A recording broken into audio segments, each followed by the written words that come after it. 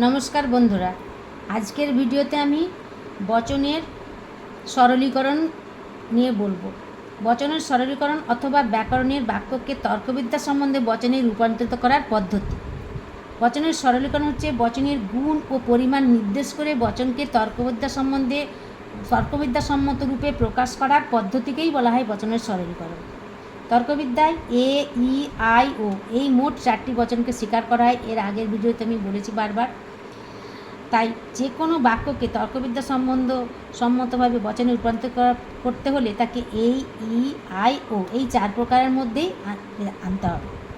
বাক্য থেকে এবার বচন কীভাবে হয় সেটা আমি বলছি। তার অনেক নীতি আছে, যে নীতিগুলো আমি আজকে কয়েকটা তুলে ধরেছি, পরে আরও আমি পরিষ্কারভাবে সবগুলোই তুলে ধরব। প্রথমে আমি বাক্য বলছি। একটা জড়বস্তুর ওজন আছে। এখানে এই বাক্যটাকে বচনে করতে গেলে, রূপান্তরিত করতে গেলে বলতে হবে সকল জড়বস্তু হয় এমন যার ওজন আছে। বচনটা হবে এ বচন, সামান্য সদর্থক বচন। এর নিয়ম হচ্ছে অনেক সময় বাক্যে উদ্দেশ্যের পরিমাণ স্পষ্টভাবে বলা থাকে না। এখানে যেমন জড়বস্তু স্পষ্টভাবে বলা যায়নি যে কতটা কী। এখানে বাস্তবে অর্থের দিকে লক্ষ্য রেখে বাক্যটিকে সামান্য বা বিশেষ বচনে রূপান্তরিত করতে হবে। আমরা বাস্তবে জানি সকল জড়বস্তুরই ওজন আছে, তাই এটাকে আমরা যখনই বচনে রূপান্তরিত করলাম তখনই বললাম যে সকল জড়বস্তু এমন যার ওজন আছে। সকল সব থাকলে সামান্য বচন হবে, আর যেহেতু হয় এটা সদর্থক চিহ্ন, যে সামান্য সদর্থক বচন হয়েছে। আবার যেমন ধাতু প্রয়োজনীয় দ্রব্য, কোনো ধাতু হয় এমন যা প্রয়োজনীয় দ্রব্য। এখন এখানে বাস্তবের দিকে লক্ষ্য রেখেই বলতে হয়, সকল ধাতুই তো প্রয়োজনীয় দ্রব্য নয়, তাই এটা হচ্ছে কোনো ধাতু হয় এমন যেটা প্রয়োজনীয় দ্রব্য। যেটা আমি বলেই দিয়েছি, বাস্তবের দিকে লক্ষ্য রেখে পরিমাণটা নির্দিষ্ট করতে হয়। 2 নম্বর হচ্ছে বাক্যটা, যেমন দেখো, বনে আইলাম আমি আজ্ঞায় পিতার। বচনে রূপান্তরিত করতে গেলে আমি হই এমন একজন ব্যক্তি যার পিতার আজ্ঞায় বনে এসেছে। নিয়ম হচ্ছে কবিতায় উদ্দেশ্য বিধেয় আগে পরে থাকে বা উজ্জ্বল থাকে, সেক্ষেত্রে বচনে রূপান্তরিত করার সময় উদ্দেশ্য আগে, সংযোজক মাঝে ও পরেও বিধেয় রেখে করতে হয়। আর সর্বনাম পদ থাকলে বচনটিকে সামান্য বচন করতে হয়।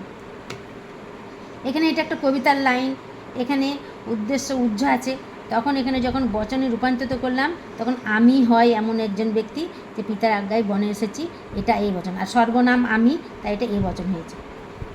3 নম্বর হচ্ছে বাক্য প্রতিটি বালক পুরস্কার পেয়েছে। বচনে রূপান্তরিত করতে হলে বলতে হবে সকল বালক হয় বালক যারা পুরস্কার পেয়েছে, এ বচন।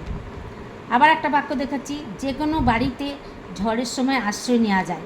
বচনে রূপান্তরিত করতে বলতে হবে সকল বাড়ি হয় এমন বাড়ি যেখানে ঝড়ের সময় আশ্রয় নেওয়া যায়, এ বচন। আবার একটা বাক্য বলছি, প্রত্যেক লোকেরই ভুল হতে পারে। বচনে রূপান্তরিত করার সময় বলতে হবে সকল লোক হয় লোক যাদের ভুল হতে পারে। এখানে নিয়ম হচ্ছে সকল, সব, সমস্ত, যে কেউ, যে কোনো, প্রত্যেক, প্রতিটি এ জাতীয় শব্দ কোনো বাক্যে যদি থাকে, অল, এভরি, এনিওয়ান, যদি তার সঙ্গে নঅর্থক চিহ্ন না থাকে তাহলে বচনটি সামান্য সদর্থক অর্থাৎ এই বচনে রূপান্তরিত করতে হয়। যেগুলো আমি প্রত্যেকটাতেই দেখিয়েছি, প্রতিটি আছে, যে কোনো আছে, প্রত্যেক আছে, সামান্য সদর্থক বচন হয়েছে এই বচন। 4 নম্বরে বাক্য হচ্ছে সব চকচকে জিনিস সোনা নয়। বচন করতে গেলে হবে কোনো চকচকে জিনিস নয় সোনা।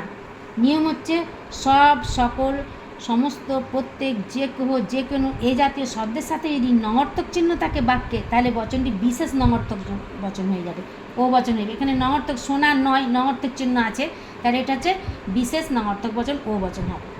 5 নম্বরে বাক্য হচ্ছে মানুষ কখনোই ত্রুটিহীন নয়।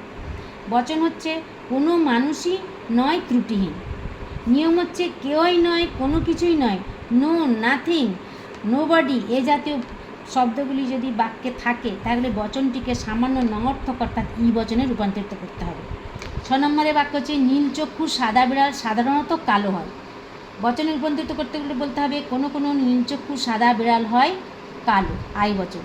আর একটা দিয়েছি, একটি ছাড়া সব ছাত্রই উপস্থিত আছে, একজন ছাড়া। বচন হবে কোনো ছাত্র হয় ছাত্র যারা উপস্থিত আছে। নিয়ম হচ্ছে অধিকাংশ, কিছু সংখ্যক, সাধারণত, একটি ছাড়া, প্রায়ই, must, a few, often, generally, usually, sometime এই জাতীয় শব্দ যদি বাক্যে থাকে এবং যদি কোনো নেতিবাচক সংকেত না থাকে তাহলে বচনটি বিশেষ সদর্থক অর্থাৎ আই বচন হবে। আর যদি নেতিবাচক ইঙ্গিত থাকে তাহলে বিশেষ নঙর্থক অর্থাৎ ও বচন হবে। যেমন আমি এখানে একটা বিশেষ নঙর্থক বচনের উদাহরণ দিচ্ছি। সবাই অনেকে উপস্থিত ছিল না, এখানে নঙর্থক চিহ্ন আছে, তখন সেটা হবে কোনো কোনো লোক নয় লোক যারা সবাই উপস্থিত ছিল, ও বচন। 7 নম্বর হচ্ছে বাক্য লোকে কদাচিৎ অপরের অসুবিধার কথা বিবেচনা করে। বচন করতে গেলে বলতে হবে কোনো কোনো লোক নয় লোক যারা অপরের অসুবিধার কথা বিবেচনা করে, ও বচন হবে। এটা কেন হয়েছে আমি স্যার নিয়ম বলে দিচ্ছি। বাক্য আর একটা দিচ্ছি খুব কম সংখ্যক লোক স্বার্থপর নয়। বচন করতে গেলে বলতে হবে কোনো